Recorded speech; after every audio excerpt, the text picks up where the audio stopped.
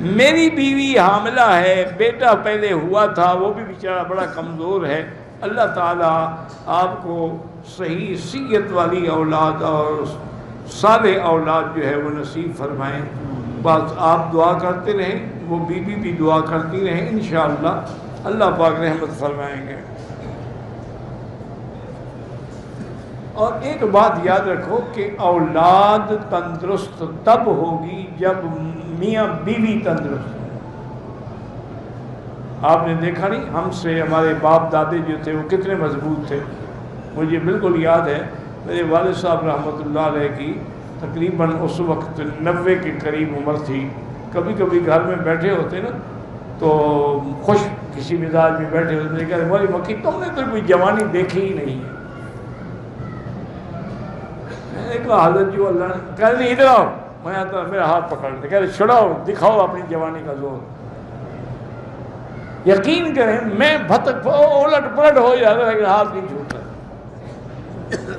اور نے کہا ہم نے حلال رزق روٹی کھائی ہے اور خالص مکھن اور لسی اور دودھ اور دہی گھر کی بنی ہوئی کھا لی، تم ڈالڈے کی پیداوار ہو، ہمارا کیا مقابلہ کر سکتے ہو؟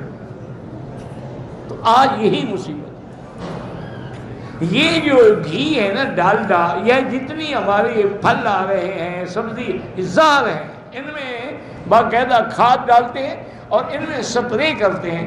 ایک اینڈرین ایک دوائی ہوتی ہے جو کماد کے ایکڑ میں اتنی چھوٹی سی شیشی، اگر 1 ایکڑ کماد میں ڈال دو نا جی صبح کو کالا سیاہ ہو جاتا ہے اور 3 دن کے اندر کوئی جانور بھی منہ مار لے تو مر جاتا ہے۔ تو 3 دن کے بعد بھی اس میں کچھ نہ کچھ اثر تو رہے گا نا۔ یہ مصیبتیں ہیں جس کی وجہ سے اولادیں کمزور ہیں۔